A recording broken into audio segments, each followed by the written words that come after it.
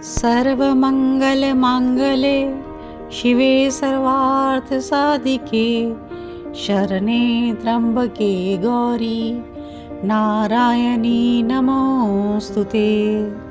सभी भक्तों का स्वागत है भक्ति चैनल कृष्णा डिवोशन पर। नवरात्रों के पावन अवसर पर हम देवी भगवती के प्रकट्य की पावन कथा श्रवण कर रहे हैं। पिछले वीडियो में हम श्रवण कर चुके हैं कि किस प्रकार से देवताओं ने अपने तेज के द्वारा देवी परा अम्बा शक्ति का प्रादुर्भाव किया और किस प्रकार से देवी के द्वारा महिषासुर तथा अन्य राक्षसों का वध किया गया। तो देवी की यह अमर पावन गाथा हम आगे बढ़ाते हुए आज श्रवण करने जा रहे हैं। बहुत ही सुंदर पावन अमृतमय स्तुति जो कि देवताओं के द्वारा भगवती दुर्गा की गई। तो आइए आदर श्रद्धा प्रेम पूर्वक हम देवी की गाथा श्रवण करते हैं।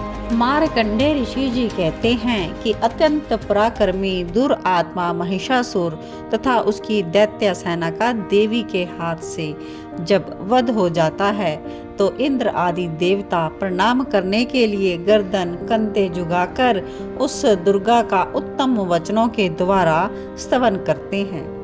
उस समय उनके सुंदर अंगों में अत्यंत हर्ष के कारण रोमांच भर गया था। देवता कहते हैं संपूर्ण देवताओं की शक्ति का समुदाय ही जिनका स्वरूप है, जिन देवी ने अपनी शक्ति से संपूर्ण जगत को व्याप्त कर रखा है, समस्त देवताओं और महर्षियों की पूजनीय उन जगदम्बा को हम भक्ति पूर्वक नमस्कार करते हैं। जिनके अनुपम प्रभाव और बल का वर्णन करने में भगवान शेषनाग, ब्रह्मा जी और महादेव भी समर्थ नहीं हैं। वे भगवती चंडी का संपूर्ण जगत का पालन, अशुभ भय का नाश करने का विचार करें। जो पुण्य आत्माओं के घरों में स्वयं ही लक्ष्मी रूप से, पापियों के यहाँ दरिद्रता रूप से, शुद्ध अंतःकरण वाले पुरुषों के हृदय में बुद्धि रूप से, सत्पुरुषों में श्रद्धा रूप से और कुलीन मनुष्यों में लज्जा रूप से निवास करती है, हम उस भगवती दुर्गा को नमस्कार करते हैं। हे देवी, आप संपूर्ण विश्व का पालन कीजिए। आपके इस अचिंत्य रूप का, असुरों का नाश करने वाले भारी पराक्रम का तथा समस्त देवताओं और दैत्यों के समक्ष युद्ध में प्रकट किए हुए आपके अद्भुत चरित्रों का हम किस प्रकार से महिमा का वर्णन करें। आप में सत्व गुण, रजोगुण और तमोगुण तीनों गुण मौजूद हैं, तो भी दोषों के साथ आपका संसर्ग नहीं जान पड़ता। भगवान विष्णु और महादेव जी आदि देवता भी आपका पार नहीं पाते।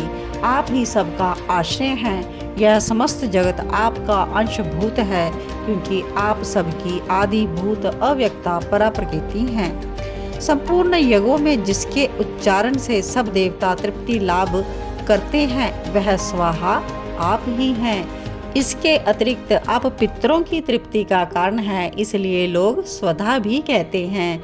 देवी जो मोक्ष की प्राप्ति का साधन है, महाव्रत स्वरूपा है, समस्त दोषों से रहित जितेंद्रिय तत्व को ही सार वस्तु मानने वाली तथा मोक्ष की अभिलाषा रखने वाले मुनिजन जिसका अभ्यास करते हैं, वह भगवती पराविद्या आप ही हैं। आप शब्द स्वरूपा हैं। अत्यंत निर्मल ऋग्वेद, यजुर्वेद तथा उद्गीत के मनोहर पदों के पाठ से युक्त सामवेद का भी आधार आप ही हैं। आप तीनों वेदों और भगवती छहों ऐश्वर्यों से युक्त है। इस विश्व की उत्पत्ति पालन के लिए आप ही वार्ता के रूप में प्रकट हुई हैं। आप संपूर्ण जगत की घोर पीड़ा का नाश करने वाली हैं। जिससे समस्त शास्त्रों के सार का ज्ञान होता है, वह मेधा शक्ति आप ही हैं। दुर्गम भव सागर से पार उतारने वाली नौका रूप दुर्गा देवी भी आप हैं। आपकी कहीं भी आसक्ति नहीं है। कैटभ के शत्रु भगवान विष्णु के वक्षस्थल में एकमात्र निवास करने वाली भगवती लक्ष्मी तथा भगवान चंद्रशेखर द्वारा सम्मानित गौरी देवी भी आप ही हैं। आपका मुख मंद मुस्कान से सुशोभित निर्मल पूर्ण चंद्रमा के बिंब का अनुकरण करने वाला है और सुवर्ण के समान कांति कमनीय है आपकी। हे देवी, आप प्रसन्न हो क्योंकि आप अभय दान प्रदान करने वाली हैं। आप जिन पर प्रसन्न रहती हैं वे ही देश में सम्मानित हैं। उन्हीं को धन यश की प्राप्ति होती है, उन्हीं का धर्म कभी शिथिल नहीं होता और वे ही स्त्री पुत्र और भृत्यों के साथ धन्य माने जाते हैं। हे देवी, आपकी कृपा से पुण्य आत्म पुरुष प्रतिदिन अत्यंत श्रद्धा पूर्वक सदा सब प्रकार के धर्मा अनुकूल कर्म करता है और आपके प्रभाव से वह स्वर्ग लोक में जाता है। इसलिए आप तीनों लोकों में निश्चय ही मनोवांछित फल देने वाली हैं। माँ दुर्गे, आप स्मरण करने पर सब प्राणियों के भय हर लेती हैं और सबको कल्याणमय बुद्धि प्रदान करती हैं। हे देवी, आप हम लोगों की रक्षा करें। इस प्रकार जब देवताओं ने जगन माता दुर्गा की स्तुति की और नंदवन के दिव्य पुष्पों गंध चंदन आदि के द्वारा उनका पूजन किया, फिर सबने मिलकर भक्ति पूर्वक दिव्य धूपों की सुगंध निवेदन की। तब देवी ने प्रसन्न वदन होकर प्रणाम करते हुए सब देवताओं से कहा, देवताओं, तुम सब लोग मुझसे जिस वस्तु की अभिलाषा रखते हो उसे मांगो। देवता कहते हैं, भगवती, आपने हमारी इच्छा पूर्ण कर दी, अब कुछ भी बाकी नहीं, क्योंकि हमारा यह शत्रु महिषासुर मारा गया। महेश्वरी, इतने पर भी यदि आप हमें वर देना चाहती हैं तो हम जब जब आपका स्मरण करें तब तब आप दर्शन देकर हम लोगों के महान संकट दूर कर दिया करें। और प्रसन्न मुखी अंबिके, जो मनुष्य इन स्तोत्रों के द्वारा आपकी स्तुति करे उसे वित्त समृद्धि और वैभव देने के साथ ही उसकी धन स्त्री पति आदि संपत्ति को भी बढ़ाने के लिए आप हम पर सदा प्रसन्न रहें।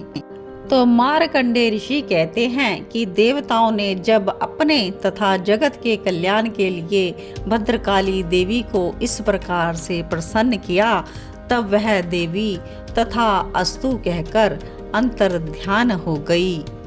इस प्रकार से देवताओं के शरीरों से प्रकट हुई देवी की यह अमृत पावन कथा मैंने कह सुनाई। अब इसके आगे देवी के द्वारा दुष्ट दैत्यों शुंभ निशुंभ का वध करने की और सब लोगों की रक्षा करने के लिए गौरी देवी के शरीर से जिस प्रकार से यह देवी प्रकट हुई थी, यह प्रसंग हम आगे के भाग में श्रवण करेंगे। तो आप सभी कृष्णा डिवोशन चैनल के साथ जुड़े रहें और जिन भक्तों ने चैनल को सब्सक्राइब नहीं किया अभी तक, वो चैनल को सब्सक्राइब ज़रूर कर ले ताकि आने वाली कथा आप तक सुलभ से पहुंच सके और बेल आइकॉन प्रेस कर दीजिएगा ताकि आने वाले वीडियो का नोटिफिकेशन आप तक पहुंच पाए। जय माता दी।